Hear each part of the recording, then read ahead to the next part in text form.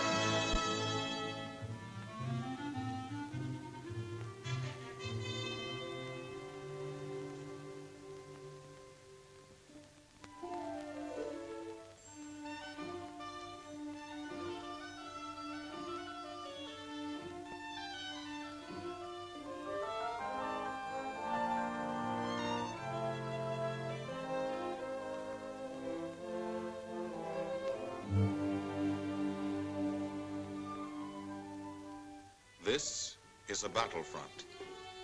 A battlefront like no other in the long history of mankind's wars. This is an air front.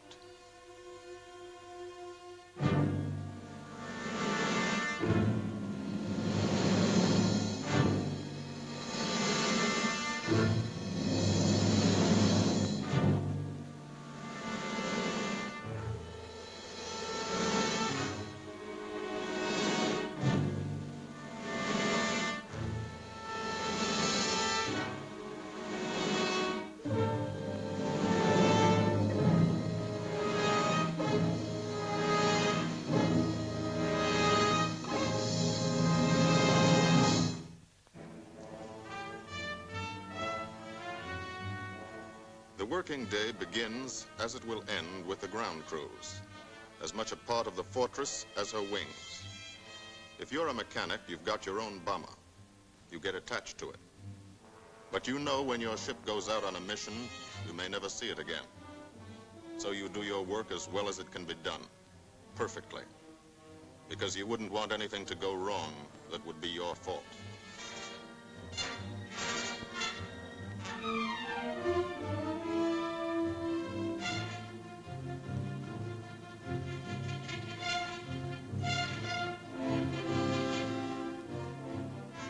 Today, the bombs will be taken from these bomb dumps somewhere in England and delivered to specific points in Wilhelmshaven, Germany.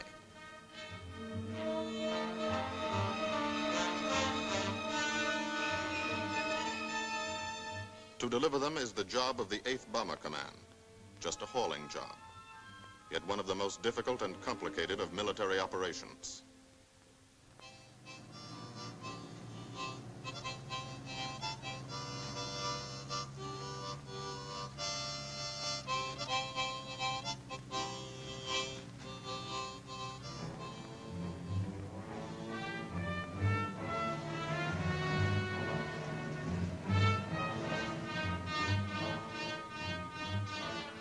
General-purpose demolition bombs, impact velocity as high as 750 miles an hour, pierce 5 inches of armor plate, destroy a factory. Briefing at 0800. Pilots, bombardiers, and navigators take their places. The group commander, Colonel Stanley Ray, steps up to the target map, and for the first time, you learn where you're going. Sometimes your face turns white when you find out. Sometimes the feeling you won't come back tightens your insides. Not so long ago, you were sitting like this in a college or high school classroom, not listening too hard, perhaps even a little sleepy. But you listen here. And as you listen, you don't have time to think of yourself. Fear fades. You concentrate on the mission. Type of formation, assembly point, 0 hour, route to target, weather, enemy fighters, enemy flak, route back home. If forced down in enemy territory, destroy equipment. If taken prisoner, give no information. Name, rank, and serial number. That's all.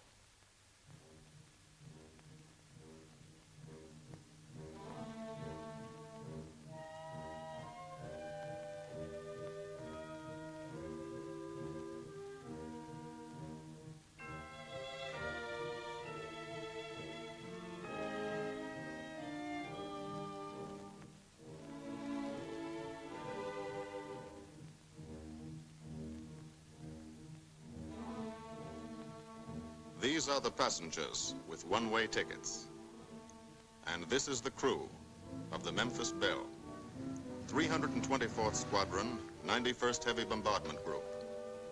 Just one plane and one crew in one squadron, in one group, of one wing, of one Air Force, out of 15 United States Army Air Forces. Well, fellas, we've never had an easy ride over there yet, and today won't be any different. No escort except unfriendly, so keep your eyes peeled. Don't get excited and yell when you're talking on the intercom. Save your ammunition and make your shots count. And let me know what goes on back there, Quinlan. Yes, sir. Stay on the ball, gang, and she'll bring us back like she's always done. Okay? Let's go.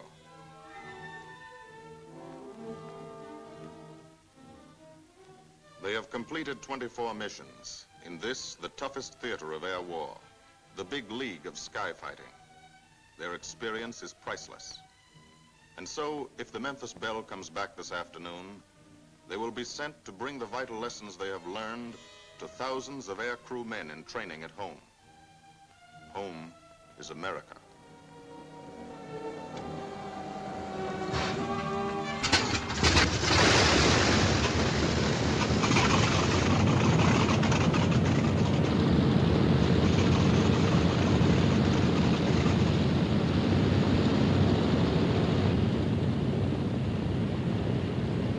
This is a battlefront, like no other in this or any war.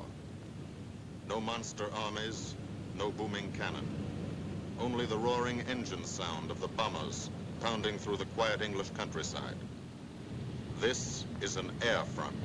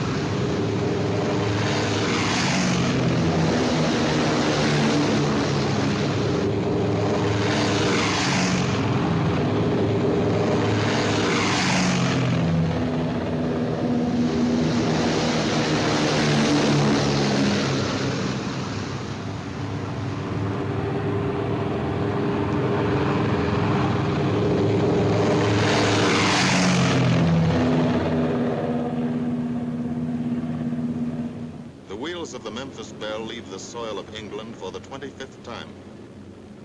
The friendly soil of England, with its ordered farms and rural hamlets, its country estates surrounded by formal gardens and well-kept parks.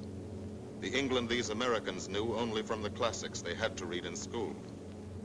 The England of the towns and cities, whose people have defended their island's freedom for over 1,000 years. But today, their countryside has changed.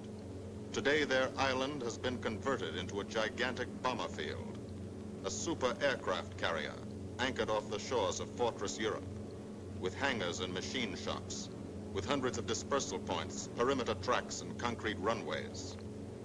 This is England in its 5th year of war. And this is the new battlefront, the air front, from which we seek out the enemy. Not his infantry or his artillery, not his panzer divisions, but the greater menace, the industrial heart of his nation, the foundation on which the Nazi Empire and its armies stand, the power behind the German lust for conquest. The steel mills and refineries, shipyards and submarine pens, factories and munitions plants, pinpoints on the map of Europe which mean rubber, guns, ball bearings, shells, engines, planes, tanks, targets. Targets to be destroyed. And these are the destroyers, each with a belly full of bombs, and 10 men like the crew of the Memphis Belle. Pilot Captain Robert Morgan, industrial engineer from Asheville, North Carolina. He's flown this ship across the Atlantic. The other pilot, Captain Jim Verinis, business administration student at the University of Connecticut. Radio operator and gunner, Sergeant Bob Hansen, construction worker from Spokane, Washington. Navigator, Captain Chuck Layton, chemistry student at Ohio Wesleyan. Engineer and top turret gunner, Sergeant Harold Locke, from Green Bay, Wisconsin. Used to be a stevedore. Besides keeping the Belle in order, he covers the sky above. Tail gunner, Sergeant John Quinlan of Yonkers, New York.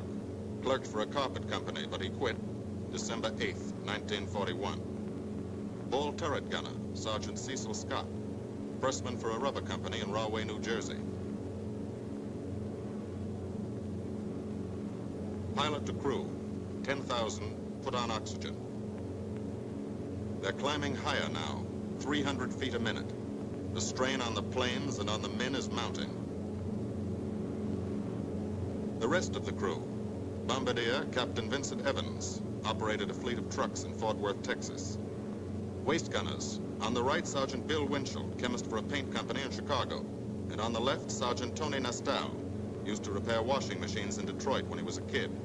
Now he's 19 and has 2 Nazi fighters, confirmed.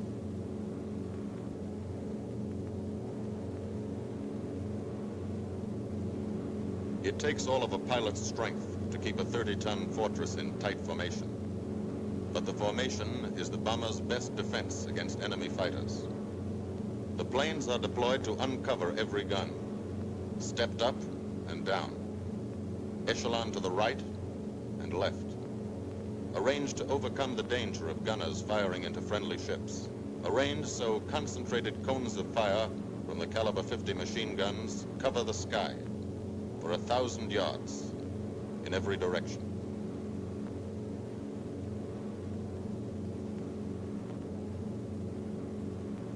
The friendly coast of England slips by below.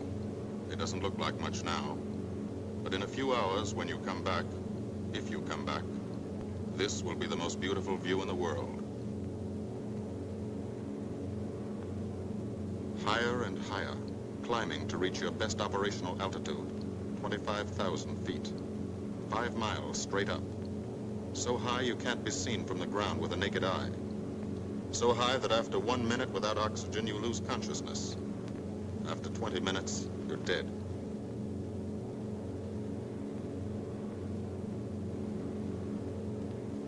From now to the target, you go about your routine duties, plot your course, check your equipment, and wait, and think. Higher and colder. Temperature 40 degrees, below 0. Take off your glove and you lose some fingers.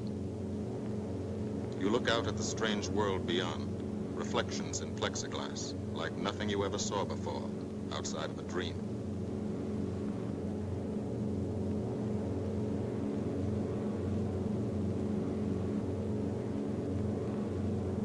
Higher and higher into the lifeless stratosphere, until the exhaust of the engines mixing with the cold, thin air condenses and streams the heavens with vapor trails.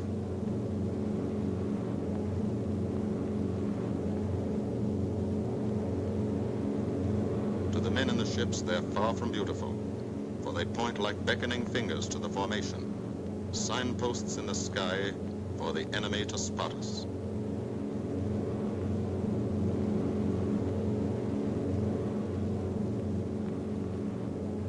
For these bombers to accomplish their mission, a plan is needed. Carefully worked out, timed to the minute. The job is to bomb Wilhelmshaven effectively and economically. The enemy is strong, skillful, determined to stop us. Here are his defenses. Airdromes, well dispersed. Each plane indicates a staffel or squadron of fighters. Heavy anti-aircraft, highly trained and accurate, all along the coast and defending his vital installations. Radar to warn him of our coming. Here is our plan to divide his defenses and weaken his opposition. At 13:30 hours, shortly after takeoff, 6 groups of planes will be heading toward the enemy coast from 6 directions. The Blue Force, 100 B-24 Liberator 4-engine bombers. The White Force, 300 B-17 Flying Fortresses. The Green Force, 300 B-17s with an escort of 6 squadrons of P-47 Thunderbolts. A force of B-26 Marauders, twin-engine medium bombers with 6 squadrons of RAF Spitfires escorting. Almost 1,000 planes and over 8,000 men in the air. The enemy alerts all his airdromes. But which is our main force? What are our targets? Where should the Nazi controllers send their fighters? It's our job to make them guess, and guess wrong. A half hour later, at 1400 hours, the Blue Force will be heading east across the North Sea with the White Force following. These enemy fighters are tied down, waiting to meet them, and will not be able to attack the Green Force. These fighters must come up to attack the Green Force, and thus will be no threat to the Blue and White Forces. The B-26s and Spitfires will bomb and strafe a key rail junction, diverting these 6 Staffeln and preventing the enemy from concentrating too many fighters on the Green Force, which is scheduled to bomb an aircraft factory at Hanover. At 14:30 hours, the Blue Force will threaten this entire coastal area of northwestern Germany. Which target will it be? Flensburg? The Kiel Canal? Or will it turn suddenly and bomb Hamburg, Wegesack, or Emden? Actually, it carries no bombs at all. It's a decoy and keeps the fighters from the northern area busy while the White Force, the main effort, heads for the submarine pens of Wilhelmshaven. At 1500 hours, while the White Force is over its target, only a fraction of the available German fighter strength of the area can intercept it. Because of the Blue Force diversion and the simultaneous bombing of Hanover by the Green Force. This is the plan of battle for today, drawn up by the Combined Operations Planning Committee and approved by the Commanding General. The White Force, lead group, low squadron. We've crossed the invisible line of enemy radar. The Hun is expecting us.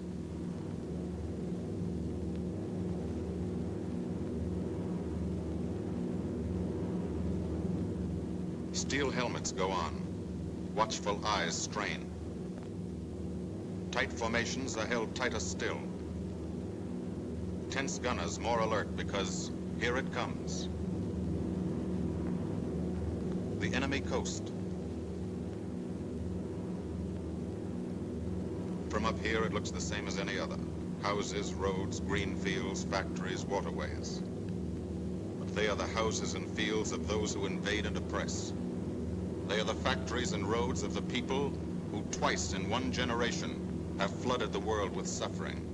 Suffering in such quantity as the history of the human race has never known. Brought torment and anguish into countless American homes. Gold stars and telegrams from the War Department.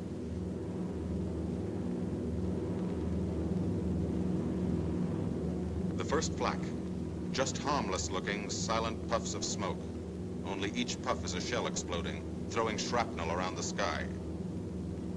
Exactly the range, accurate flak by radio prediction. 5 miles down, Nazi anti-aircraft batteries have calculated the altitude, speed, and course. Where will the next one hit? You try not to be there.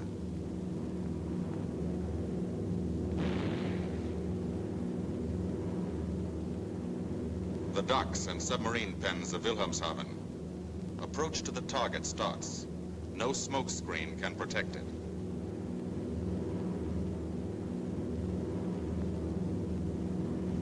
Now the enemy knows the path of your approach and walls that path with a flak barrage. But you fly right through it. Flak so thick you can get out and walk on it.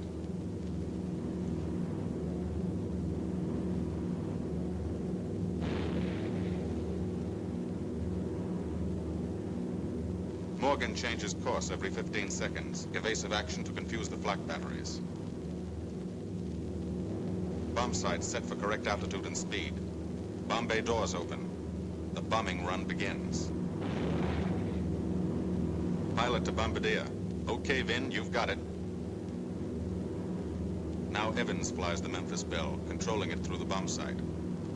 And now we are most vulnerable. Committed to our bombing run, we can't dodge flak or fighters.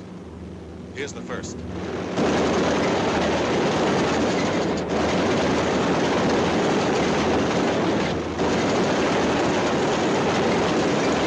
Top turret fires at it. Evans must ignore the battle. Crosshairs lined up on target. Adjustments for wind drift made. 2 more fighters diving from 9 o'clock. Flak now has the range too. They've hit this fort, but he keeps on his bombing run.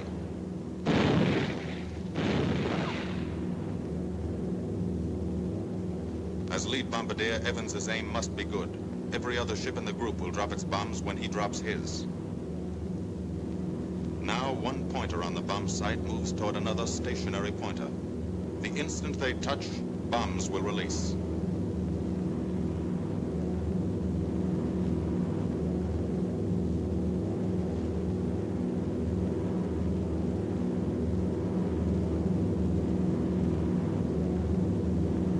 They touch. Bombs away.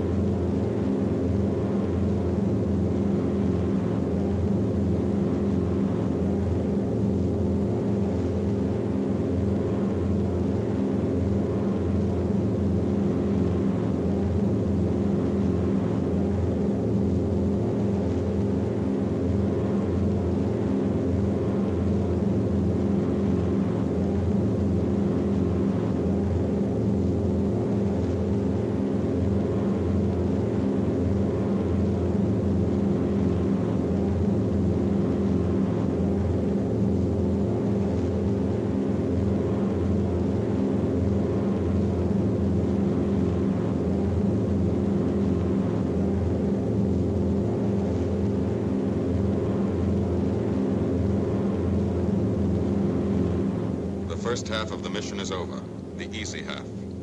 Now to get home.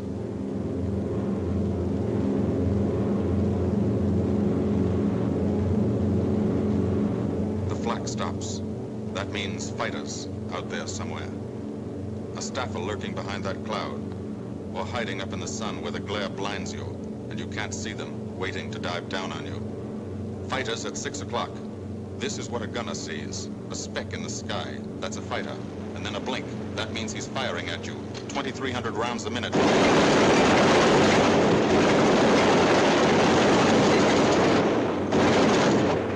In a running battle, one of the most important instruments is the interphone. There's 4 of them. 1 o'clock high. They're coming around. Watch them. 2 fighters, 6 o'clock up, coming in. Dire now, Chief. B-17 in trouble out at 2 o'clock, watching. Got an engine on fire.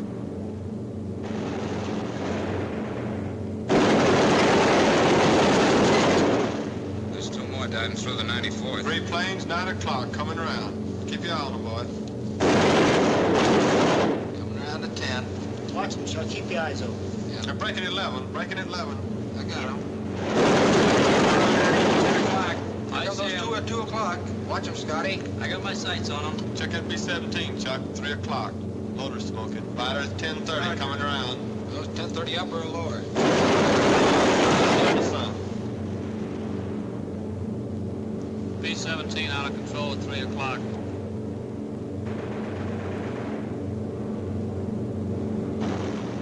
you guys get out of that plane. Bail out.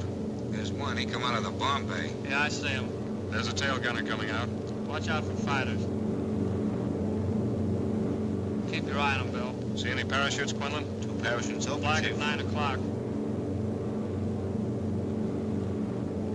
8 men still in that B-17. Come on. Get out of there. There's 3 more chutes. Flak, 11 o'clock. Fighters, 6 o'clock. ME-109 at 3 o'clock. Keep after him, Winchell. I see him. I'm on him. Come on, use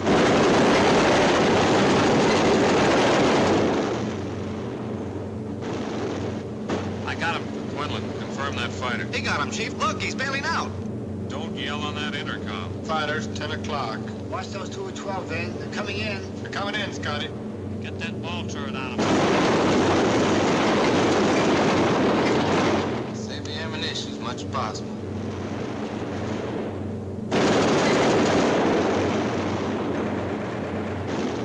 Watch that fighter coming in at 3 o'clock.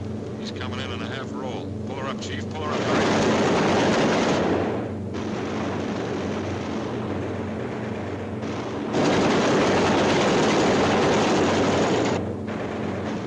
This fortress is hurt. Engine on fire, losing airspeed and altitude. Drifting into the flak, alone and helpless. A straggler. In a minute, Nazi fighters will swarm in like buzzards for the kill. You can watch, but you can't go down to help. You keep your formation.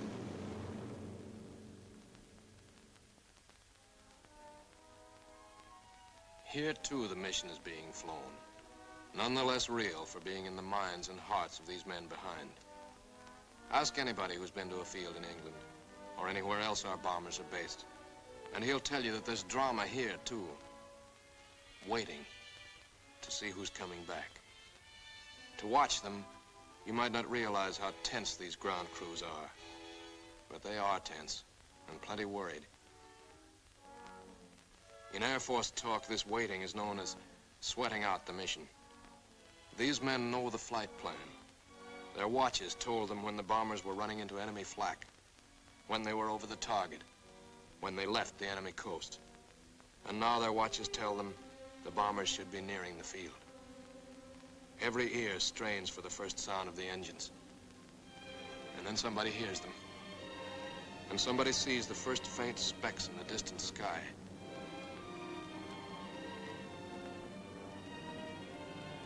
Every face turns to see and count. The watchers try to read the numbers on the ships.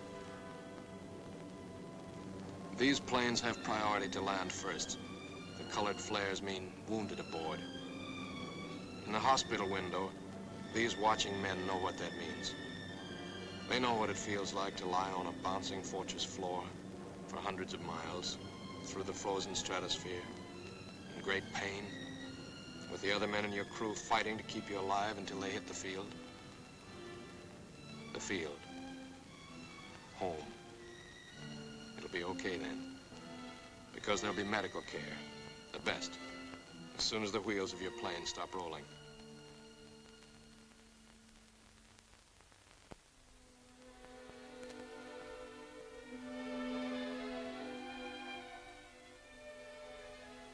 Head wound. Concussion. 20mm cannon shell exploded in his radio compartment. Shock. Internal injuries. He'll be all right, though. Flak burst scattered flying shrapnel. He's full of steel splinters. This pilot's leg is not a pretty sight. Neither are the docks at Wilhelmshaven. These men will all get the Purple Heart. And this man, too, posthumously.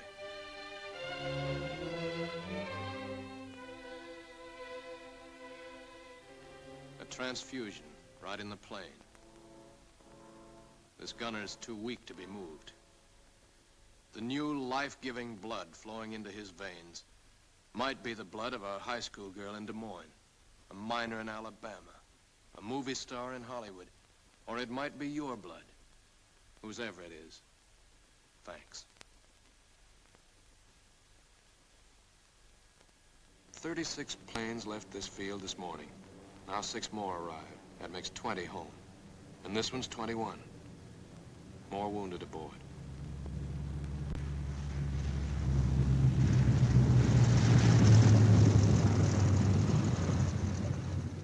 "22, coming in with his left inboard engine dead.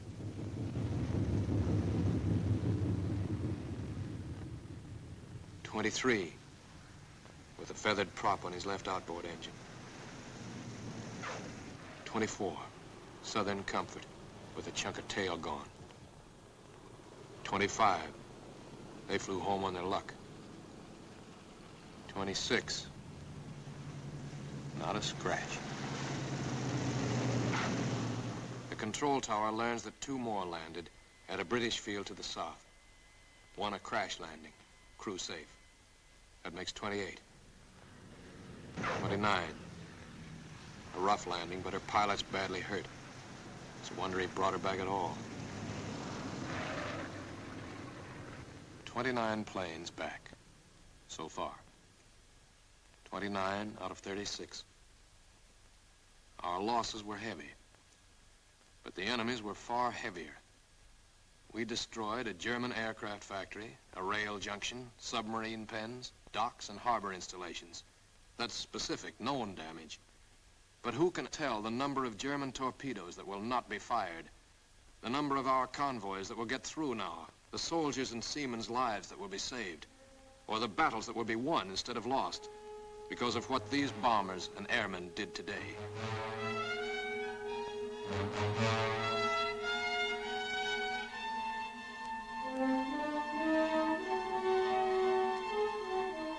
Pilot and tail gunner. They can laugh now. Fire on the inboard engine did this. Flames streaked back and burned the stabilizer, too. Another crew luck brought back.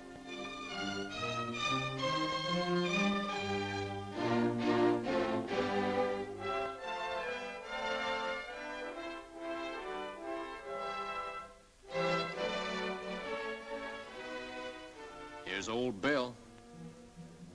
A pretty good airplane when it took off. Lost its nose, lost its navigator, bombardier wounded, top turret gunner and pilot hit, hydraulic system shot out, no brakes, no flaps. But old Bill came back.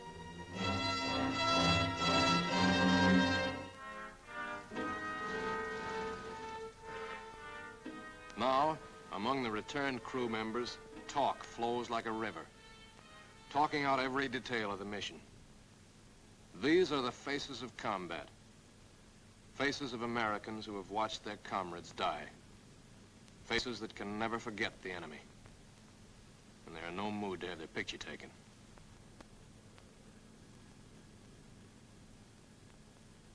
In the control tower, Colonel Ray, the group CO, is still watching and waiting. And then he spots the last flight. 3 more planes. And one of them is the ship everyone has been pulling for. The Memphis Belle. The last few miles of this trip have been a joyride. The strain is over. They can leave their guns now. Now they know they're going to go home. To Spokane, Green Bay, Asheville, Detroit, Chicago, Fort Worth, and Yonkers.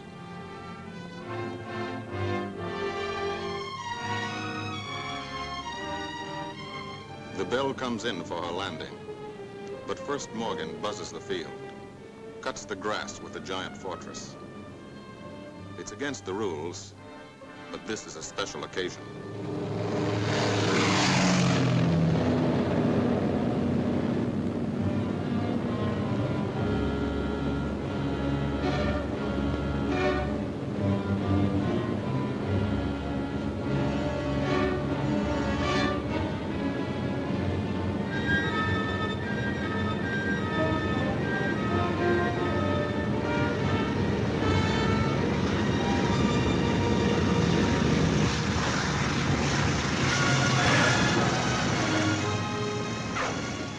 Of the Memphis Belle come back to the soil of England for the 25th time.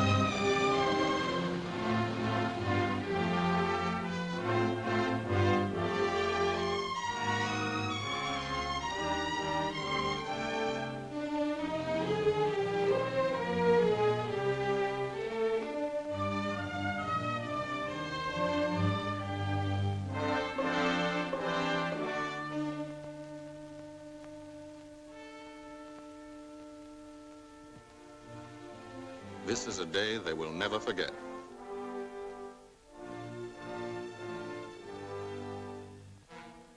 Another great day soon after, Brigadier General Hansel visited the field and presented the Distinguished Flying Cross to every member of the crew.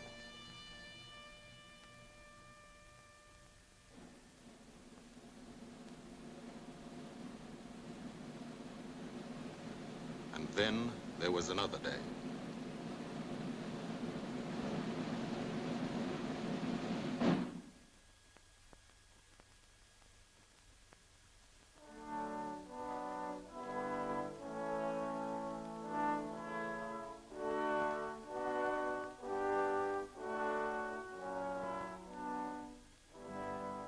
Their Majesties, the King and Queen of England.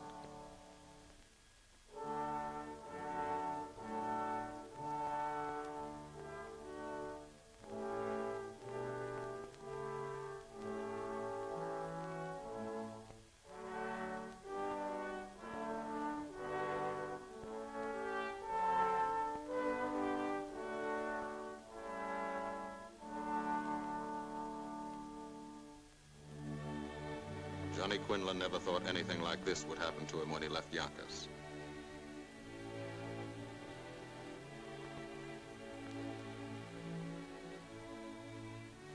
The ground crew were a little self-conscious about being dressed in fatigues, but the Queen thought they were very nice.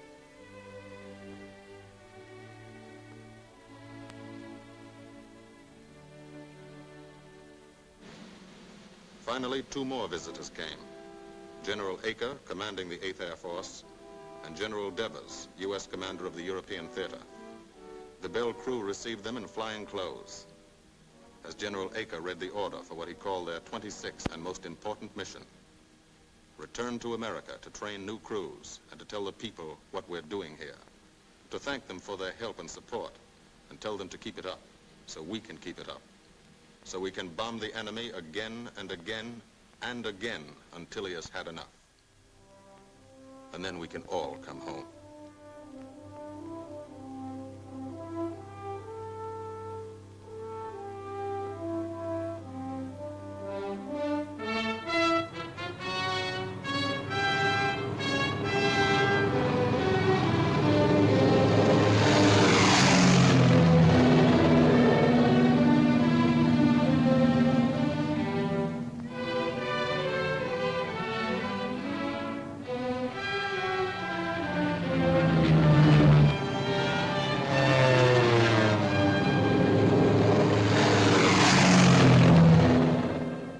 The 8th Air Force, who are now flying deep into Germany, bringing destruction to targets almost 1,000 miles from their bases. Destruction like this. And who have never once been turned back by the enemy. To those men, this film is gratefully dedicated.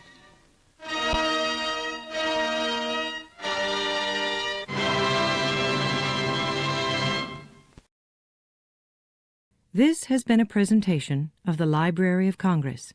Visit us at loc.gov.